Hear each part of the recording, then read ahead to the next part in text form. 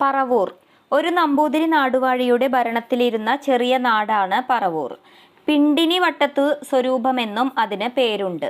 ഇന്നത്തെ എറണാകുളം ജില്ലയിലെ പറവൂർ താലൂക്കിൽ പെരിയാറിന്റെ വടക്കു ഭാഗത്തുള്ള ദേശങ്ങൾ ഉൾപ്പെട്ടതായിരുന്നു ഇത്.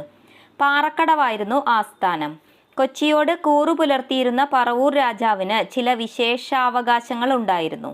1764 അദ്ദേഹം സ്വയം തിരുവിതാംകൂറിന് കീഴടങ്ങുകയും ധർമ്മരാജാവ് ആ നാട് തിരുവിതാംകൂറിനോട് ചേർക്കുകയും ചെയ്തു. ആലങ്ങാട് മുത്തേരിപ്പാട് എന്ന സ്ഥാനപ്പേരുള്ള സാമന്തപ്രഭുവിന്റെ ഭരണത്തിലിരുന്ന ദേശമാണ് ആലങ്ങാട് അഥവാ മങ്ങാട്. ആദ്യകാലത്ത് ഇത് മങ്ങാട്ട് കൈമളുടെ വകയായിരുന്നു. അതുകൊണ്ടാണ് മങ്ങാട് എന്ന പേരുണ്ടായത്. ആലങ്ങാട്, അയിരൂർ, ചെങ്ങമനാട്, കോതക്കുളങ്ങര, മഞ്ഞപ്ര തുടങ്ങിയ ഗ്രാമങ്ങൾ ഉൾപ്പെട്ടിരുന്ന ആലങ്ങാട് കിഴക്ക് പെരിയാറിന്റെ തീരവനങ്ങളിലൂടെ മലയാറ്റൂർ വരെ വ്യാപിച്ചിരുന്നു. പുറക്കാട്, പറവൂർ, വടക്കുംകൂർ എന്നീ രാജ്യങ്ങളോടൊപ്പം ആലങ്ങാടും കൊച്ചിയെ എല്ലായ്പ്പോഴും യുദ്ധങ്ങളിൽ സഹായിച്ചിരുന്നു. ആലങ്ങാട് തിരുവിതാംകൂറിന്റെ മേൽക്കോയ്മ അംഗീകരിക്കുകയും 1764 അതിന്റെ ഭാഗമായി തീരുകയും ചെയ്തു. കൊടുങ്ങല്ലൂർ പടിഞ്ഞാറ്റേടത്ത് സ്വരൂപം എന്നറിയപ്പെടുന്ന കൊടുങ്ങല്ലൂർ രാജകുടുംബത്തിന്റെ ഭരണത്തിലായിരുന്നു ഇന്നത്തെ കൊടുങ്ങല്ലൂർ താലൂക്കിൽപ്പെടുന്ന പ്രദേശങ്ങൾ. കൊടുങ്ങല്ലൂർ രാജകുടുംബത്തിന്റെ ഉത്ഭവം അജ്ഞാതമാണ്. പഴയ ചേര ചക്രവർത്തിമാരുടെ ക്ഷത്രിയ സേനാനായകന്മാരിൽ ഒരാളിൽ നിന്നാണ് ഈ രാജവംശത്തിന്റെ ആവിർഭാവമെന്ന് പറയാറുണ്ട്. 11ാം ശതകത്തിന്റെ ആരംഭത്തിൽ രാജേന്ദ്ര ചോളൻ തിരുവഞ്ചിക്കുളം പിടിച്ചടക്കിയപ്പോൾ അദ്ദേഹത്തെ അനുഗമിച്ച ക്ഷത്രിയ സേനാനിയാണ് ഈ വംശത്തിന്റെ പ്രതിഷ്ഠാപകൻ എന്നാണ് ഒരു അഭിപ്രായം. സാമൂതിരിയുടെയോ കൊച്ചി രാജാവിന്റെയോ മേൽക്കോയ്മ മാറി മാറി അംഗീകരിച്ചിരുന്ന കൊടുങ്ങല്ലൂർ രാജാക്കന്മാർക്ക് ഒരിക്കലും സ്വതന്ത്ര പദവി ഉണ്ടായിരുന്നില്ല.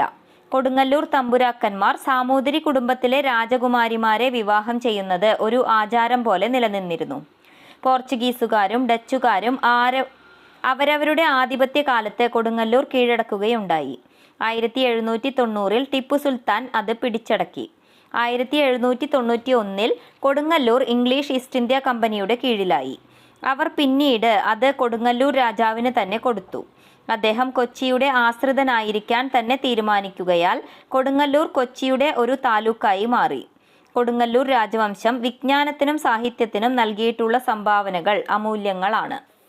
അയിരൂർ പാപ്പിനിവട്ടം യൂറോപ്യൻ രേഖകളിലെ പാപ്പനീട്ടി എന്നുകൂടി പേരുള്ള അയിരൂർ തെക്ക് കൊടുങ്ങല്ലൂരിനും വടക്ക് ചേറ്റുവായ്ക്കും ഇടയ്ക്കുള്ള ഒരു ചെറിയ നാടായിരുന്നു. സാമൂതിരിയുടെ നിയന്ത്രണത്തിന് വിധേയമായി കൊടുങ്ങല്ലൂർ രാജവംശത്തിന്റെ ഒരു ശാഖയായിരുന്നു ഈ നാടുവാണത്. 1717 ഈ രാജ്യം സാമൂതിരിയുടെ കയ്യിൽ നിന്ന് ഡച്ചുകാർ പിടിച്ചെടുത്തു.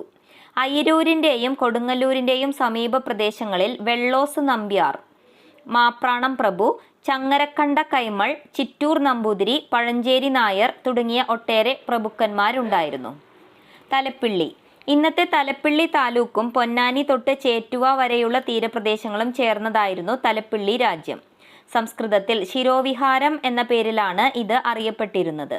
ഗുരുവായൂർ, കുന്നംകുളം, വടക്കാഞ്ചേരി മുതലായ സ്ഥലങ്ങൾ ഈ രാജ്യത്തിലായിരുന്നു.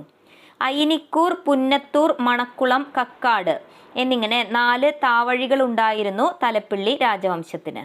എല്ലാ താവഴികളിലെയും പ്രധാനികൾ പൊതുവെ തലപ്പിള്ളി രാജാക്കന്മാർ എന്നാണ് അറിയപ്പെട്ടിരുന്നത്. 18ാം ശതകത്തിൽ കക്കാട്ട് ശാഖ കുറ്റിയറ്റു. സ്വത്ത് മറ്റ് 3 ശാഖകളിലെയും അംഗങ്ങൾ വീതിച്ചെടുക്കുകയും ചെയ്തു. അതിനുശേഷം എല്ലാ ശാഖകളിലും വെച്ച് മൂത്തയാളിനെ കക്കാട്ട് കാരണവപ്പാട് എന്ന് പറയും. കൊച്ചി രാജാവിന്റെ വടക്കൻ പ്രദേശങ്ങളിലെ സൈന്യത്തിന്റെ പ്രധാന നായകനായിരുന്നു അദ്ദേഹം. പുന്നത്തൂർ നമ്പിടി 15ാം ശതകത്തിൽ തന്നെ ഇതര ശാഖകളിൽ നിന്നകന്ന് കൊച്ചി രാജവംശത്തിനെതിരായി സാമൂതിരിയുടെ കക്ഷിയിൽ ചേർന്നു.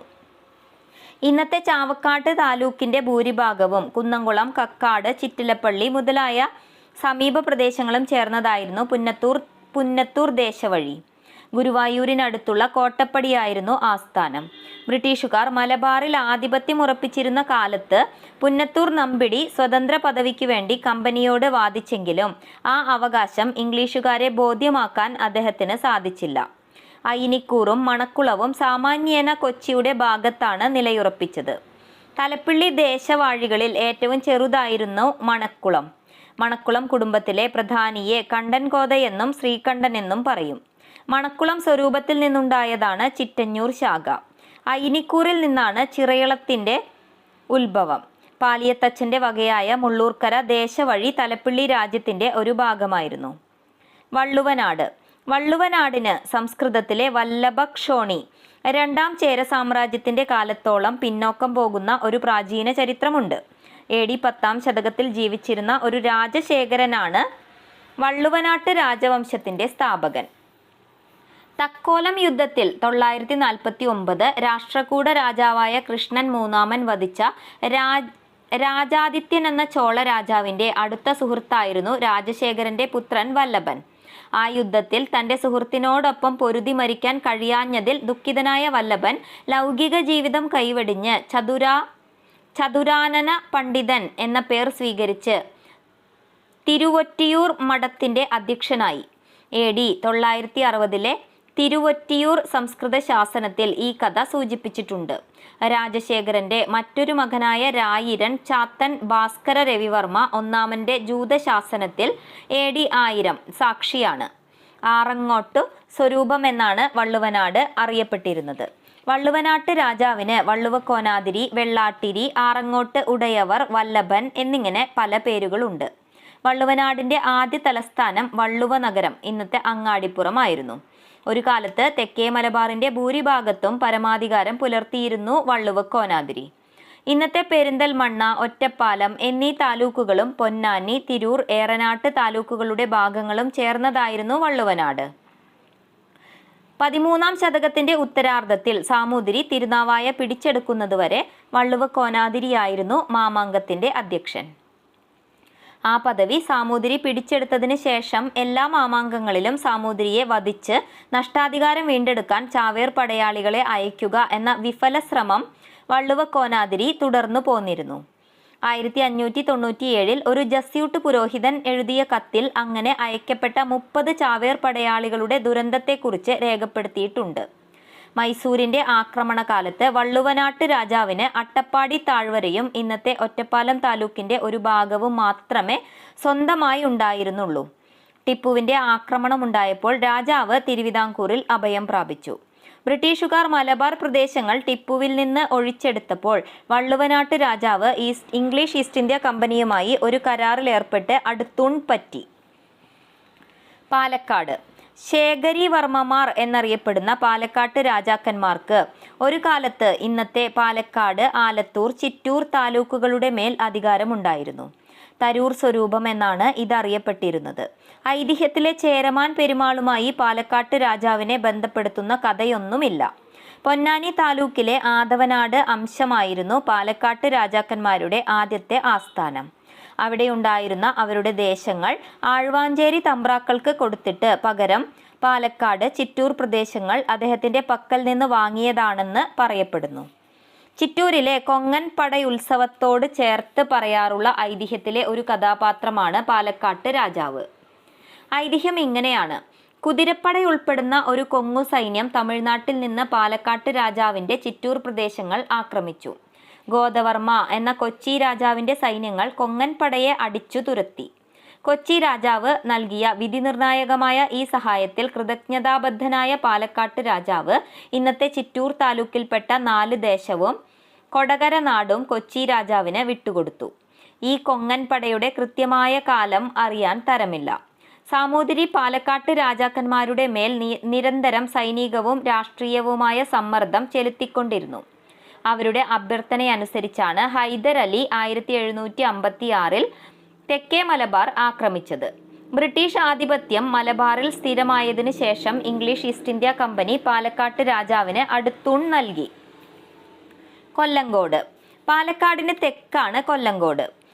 വേങ്ങനാട്ട് നമ്പിടികളെന്നു പറയും ഭരണാധികാരികൾക്ക്. വീരരവി എന്ന ക്ഷത്രിയ പ്രഭുവിൻ്റെ പിന്തുടർച്ചക്കാരാണ് കൊല്ലങ്കോട്ട് രാജാക്കന്മാരെന്ന് പറയപ്പെടുന്നു. അതുകൊണ്ടാണ് അവർ രവിവർമ്മ എന്നുകൂടി പേരിനോട് ചേർക്കുന്നത്. കൊല്ലങ്കോട്ടും സമീപ പ്രദേശങ്ങളിലുമുള്ള 8 ഗ്രാമങ്ങൾ ചേർന്നതായിരുന്നു അവരുടെ രാജ്യം. സാമൂതിരി തെക്കേ മലബാർ ആക്രമിച്ചപ്പോൾ കൊല്ലങ്കോടും കീഴടക്കി സ്വന്തം രാജ്യത്തോട് ചേർത്തു. കൊല്ലങ്കോട്ട് രാജാവ് ഇംഗ്ലീഷ് ഈസ്റ്റ് ഇന്ത്യ കമ്പനിയുടെ കീഴിൽ അടുത്തൂൺ പറ്റി കഴിഞ്ഞുകൂടി. കവളപ്പാറ.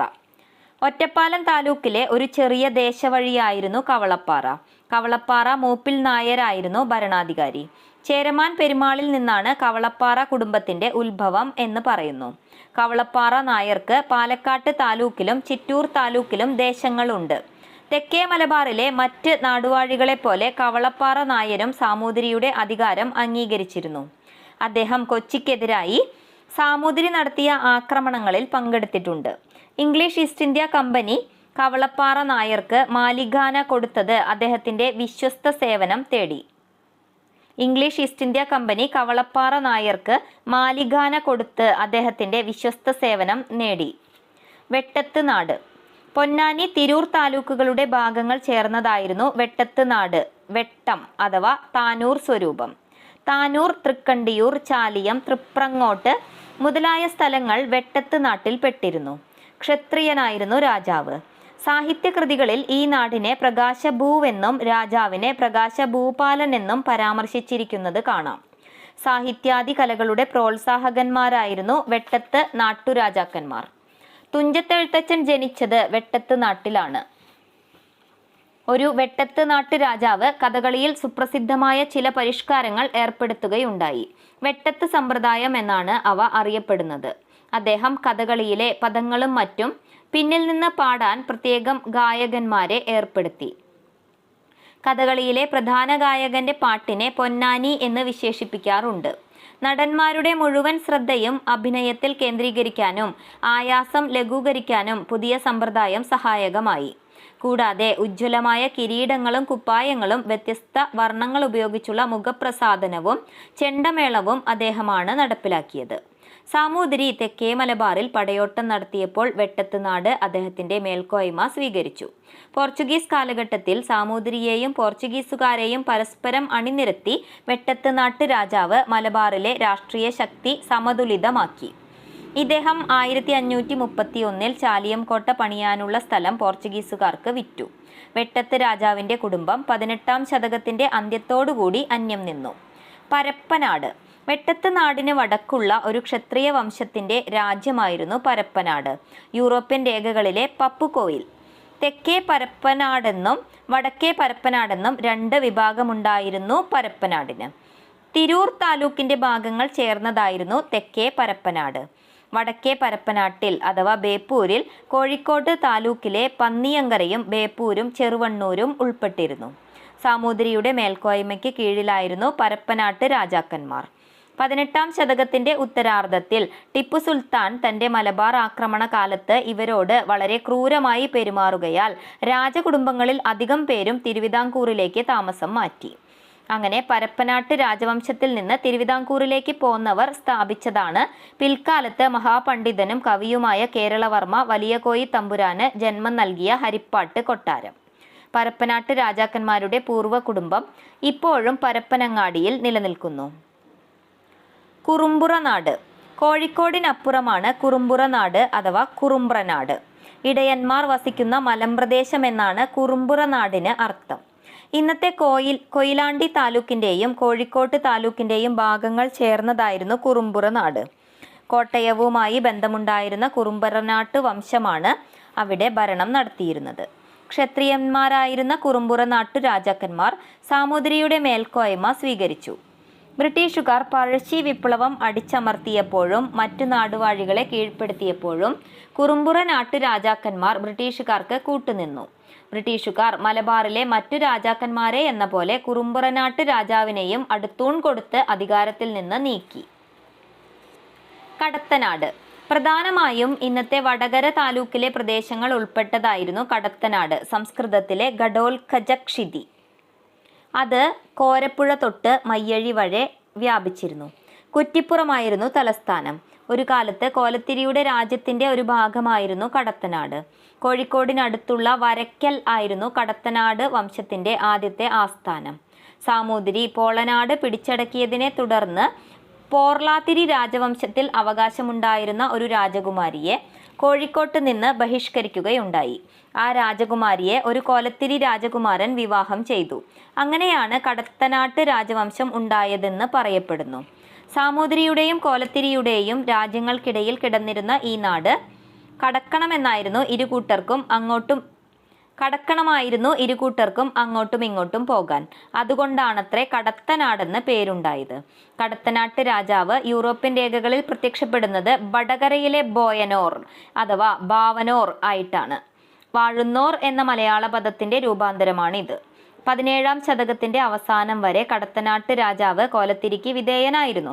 അദ്ദേഹം 1750 കോലത്തിരിയുടെ അനുവാദത്തോടുകൂടി രാജാവ് എന്ന സ്ഥാനപ്പേര് ഔപചാരികമായി സ്വീകരിച്ചു. പോർച്ചുഗീസുകാർ, ഡച്ചുകാർ, ഫ്രഞ്ചുകാർ, ഇംഗ്ലീഷുകാർ എന്നീ യൂറോപ്യൻ ശക്തികളുടെ വരവോടുകൂടി വടക്കേ മലബാറിൽ സങ്കീർണമായി തീർന്ന രാഷ്ട്രീയ കാര്യങ്ങളിൽ കടത്തനാടിന് ഒരു നല്ല കൈയുണ്ടായിരുന്നു.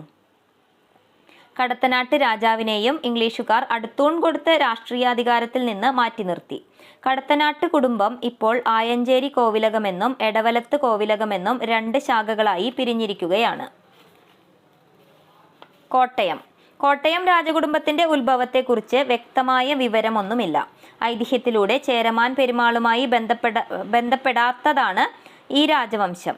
കുടുംബത്തിലെ ഏറ്റവും മൂത്ത സ്ത്രീ സന്തതിയെ കുടുംബനായികയായി കരുതുന്നില്ലെന്നതും കോട്ടയം രാജവംശത്തിന്റെ ഒരു പ്രത്യേകതയാണ്. പുരളിമലയിൽ കോട്ട കെട്ടി അവിടെ അധിവാസമുറപ്പിച്ച ഒരു ഹരിശ്ചന്ദ്ര പെരുമാളാണ് വംശസ്ഥാപകനെന്ന് ഐതിഹ്യമുണ്ട്. അതുകൊണ്ട് കോട്ടയം രാജാക്കന്മാരെ പുരളീശന്മാർ എന്ന് വിളിച്ചു പോരുന്നു. പുറനാട്ട് രാജാക്കന്മാർ എന്നും ഇവർക്ക് പേരുണ്ട്. കേരളത്തിന് വെളിയിൽ നിന്നും വന്നവരായതുകൊണ്ടോ പുറനാടിൻ്റെ, അതായത് മല നിറഞ്ഞ നാടിൻ്റെ ഭരണാധികാരികളായതുകൊണ്ടോ ആവണം ആ പേരുണ്ടായത്. തകടൂർ തലസ്ഥാനമാക്കി വാണ കൊങ്ങുചേരന്മാരുടെ പിന്മുറക്കാരായിരിക്കാം കോട്ടയം രാജാക്കന്മാർ. AD 10-ാം ശതകം തൊട്ട് 14-ാം ശതകം വരെ പണ്ടത്തെ വയനാട്, കോട്ടയം, ഗൂഡല്ലൂർ താലൂക്കുകൾ ചേർന്ന നാടിന് പുറൈക്കിഴി നാടെന്നും അവിടുത്തെ നാടുവാഴികൾക്ക് പുറൈക്കിഴാർ എന്നുമായിരുന്നു പേര്. അവർ കൊങ്ങുചേരന്മാരുടെ ബന്ധുക്കളായിരുന്നിരിക്കണം. പുറനാട്ട് രാജാക്കന്മാർ അഥവാ കോട്ടയം രാജാക്കന്മാർ ഈ പുറൈക്കിഴാർ വംശത്തിന്റെ പിന്മുറക്കാരായിരിക്കാൻ സാധ്യതയുണ്ട്. ഭാസ്കര രവിവർമ്മയുടെ തിരുനെല്ലി ശാസനത്തിൽ കുറുമ്പുറൈ നാടിനെയും പുറൈക്കിഴി നാടിനെയും കുറിച്ച് പറയുന്നു. കൂടെ കോലത്തുനാടിന്റെ ആധിപത്യത്തിൽപ്പെട്ടിരുന്ന കോട്ടയം രാജസ്ഥാനം ക്രമേണ തലശ്ശേരി താലൂക്കിന്റെ ഉൾനാടൻ പ്രദേശങ്ങളിൽ പൂർണ്ണമായ നിയന്ത്രണം കൈവശപ്പെടുത്തുകയും കുടകിന്റെ അതിർത്തിയോളം ഭരണം വ്യാപിപ്പിക്കുകയും ഉണ്ടായി. കോട്ടയം രാജവംശം കാലക്രമത്തിൽ കിഴക്കേത്, തെക്കേത്, പടിഞ്ഞാറ്റേത് എന്നിങ്ങനെ 3 ശാഖകളായി പിരിഞ്ഞു. ആദ്യത്തെ 2 ശാഖകളും കോട്ടയത്തും മൂന്നാമത്തേത് പഴശ്ശിയിലും താമസമാക്കി.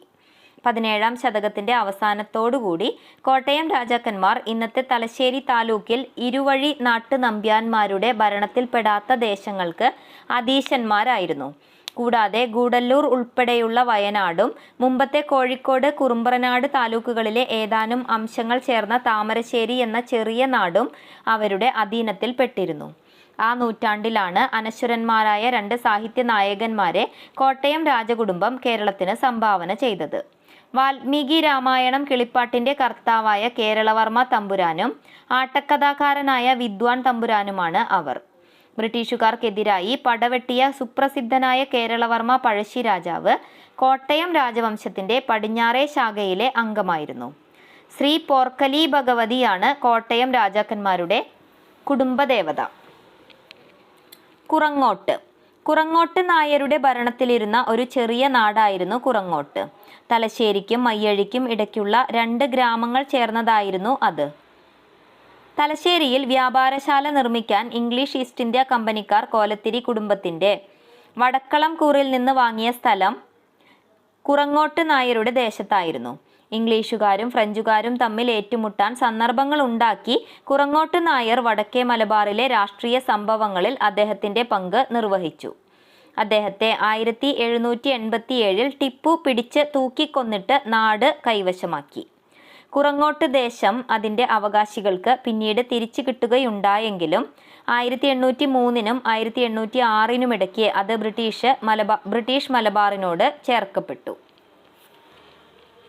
2 തറ.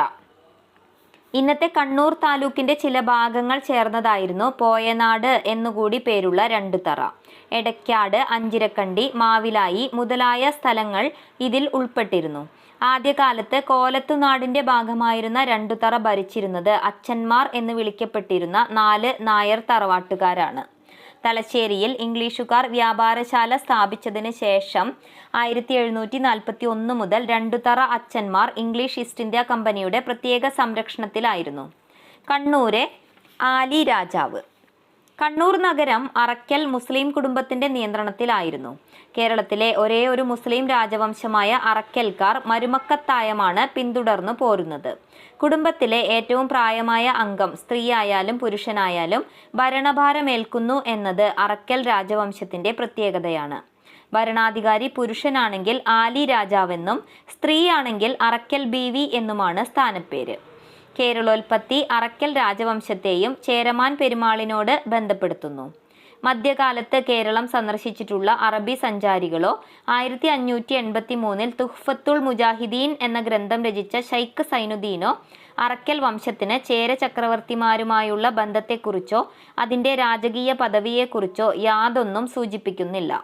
മതം മാറിയ അരയൻകുളങ്ങര നായരാണ് 12ാം ശതകത്തിലോ 13ാം ശതകത്തിലോ അറക്കൽ രാജവംശം സ്ഥാപിച്ചത് എന്നാണ് മറ്റൊരു അഭിപ്രായം. കോലത്തിരിയുടെ മന്ത്രിമാരിൽ ഒരാളായിരുന്ന അരയൻകുളങ്ങര നായർ പിന്നീട് ഇസ്ലാം മതത്തിൽ ചേർന്നു. കോലത്തിരി കോവിലത്തെ ഒരു രാജകുമാരി ഇദ്ദേഹവുമായി പ്രേമബന്ധത്തിലായെന്നാണ് പറയപ്പെടുന്നത്. കോലത്തിരി അവരുടെ വിവാഹത്തിന് അനുവാദം നൽകുകയും ദമ്പതിമാരുടെ വാസത്തിന് എല്ലാ രാജകീയ ആഡംബരങ്ങളും തികഞ്ഞ ഒരു ഇല്ലം ധർമ്മടത്ത് പണിയിച്ചു കൊടുക്കുകയും ചെയ്തു. ക്രമേണ കണ്ണൂർ നഗരത്തിന്റെ അധിപതിയായി തീർന്ന ആലി രാജാവിന് വടക്കേ മലബാറിലെ കുരുമുളകിന്റെയും ഏലത്തിന്റെയും മറ്റും ശേഖരണവും വിൽപ്പനയും കുത്തകയായി. അങ്ങനെ അദ്ദേഹം ഗണ്യമായ സാമ്പത്തികാഭിവൃദ്ധിയും രാഷ്ട്രീയ സ്വാധീന ശക്തിയും നേടി. സ്വന്തമായ ഒരു നല്ല കപ്പൽ കൂട്ടവും അദ്ദേഹത്തിനുണ്ടായിരുന്നു. ഇതിനെ മുൻനിർത്തി ആഴി രാജാവ് എന്നതിൻ്റെ രൂപാന്തരമാണ് ആലി രാജാവ് എന്ന പേരെന്ന് ചിലർ അഭിപ്രായപ്പെട്ട് കണ്ടിട്ടുണ്ട്. കോലത്തിരി അദ്ദേഹത്തിന് ലക്ഷദ്വീപ് വിട്ടുകൊടുത്തു. വ്യാപാരത്തിൽ ആലി രാജാവിനുണ്ടായിരുന്ന സമുന്നത സ്ഥാനം പരിഗണിച്ച് പോർച്ചുഗീസുകാരും ഡച്ചുകാരും ഇംഗ്ലീഷുകാരും അദ്ദേഹവുമായി മൈത്രിയിൽ കഴിയാൻ ശ്രമിച്ചു. അദ്ദേഹത്തിന്റെ അഭ്യർത്ഥനയനുസരിച്ചാണ് ഹൈദർ അലി 1766 ഉത്തര കേരളം ആക്രമിച്ചത്. ആലി രാജാവ് 1772 ഡച്ചുകാരിൽ നിന്ന് കണ്ണൂർ കോട്ട സമ്പാദിച്ചത് അദ്ദേഹത്തിന്റെ രാഷ്ട്രീയ പദവിക്ക് ഉയർച്ച കൂട്ടി. ഈ കോട്ട സ്വന്തമാകുന്നതുവരെ അദ്ദേഹത്തിന് ചിറക്കൽ രാജാവിന്റെ ഒരു സാമന്തൻ എന്ന നില മാത്രമേ ഉണ്ടായിരുന്നുള്ളൂവെന്ന് 1801 ജനുവരി 12-ാം തീയതി അറക്കൽ കൊട്ടാരം സന്ദർശിച്ച ബുക്കാനൻ എടുത്തു പറയുന്നു. ഉത്തര കേരളത്തിൽ മൈസൂരിന്റെ ആധിപത്യം നിലവിലിരുന്ന കാലത്ത് അറക്കൽ രാജാവിന്റെ പ്രതാപം പിന്നെയും വർദ്ധിച്ചു. മൈസൂർ രാജാക്കന്മാർ വടക്കേ മലബാറിൽ സ്വാധീനപ്പെടുത്തിയ പ്രദേശങ്ങളുടെ ഔദ്യോഗിക ഭരണാധികാരം കുറച്ചുകാലം ആലി രാജാവിനെയാണ് ഏൽപ്പിച്ചത്. 1790 ജനറൽ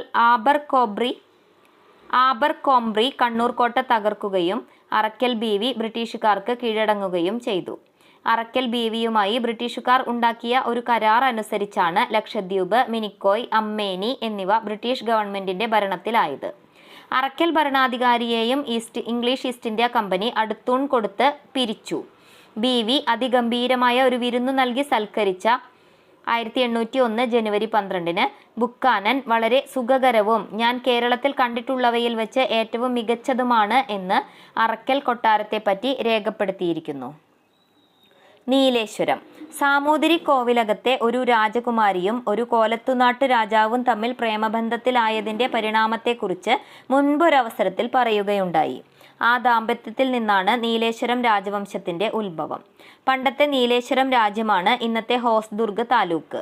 വെങ്കടപ്പ നായിക്കൻ്റെ 1582-1629 കീഴിൽ തെക്കൻ കാനറിയിൽ ആധിപത്യമുറപ്പിച്ചിരുന്ന ബദനോർ നായിക്കന്മാർ അഥവാ ഇക്കേരി നായിക്കന്മാർ തങ്ങളുടെ ആയുധശക്തി ചന്ദ്രഗിരി പുഴയ്ക്കിപ്പുറത്തേക്കും വ്യാപിപ്പിക്കുകയും 17-18 ശതകങ്ങളിൽ നീലേശ്വരം ആക്രമിക്കുകയും ചെയ്തിട്ടുണ്ട്.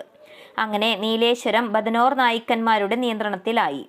നീലേശ്വരം രാജാവ് ശിവപ്പ നായിക്കന് 1645-1660 കപ്പം കൊടുത്തുകൊണ്ടിരുന്നു. എന്നാൽ സോമശേഖര നായിക്കൻ 1714, 1739, 1737 നീലേശ്വരം സ്വന്തം രാജ്യത്തോട് ചേർത്തു.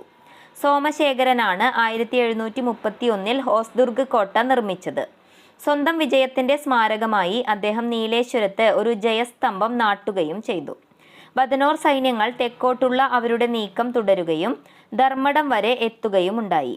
കോലത്തിരിയുടെയും ഇംഗ്ലീഷുകാരുടെയും സംയുക്ത സൈന്യങ്ങൾ അവരെ പിറകോട്ട് ഓടിച്ചു.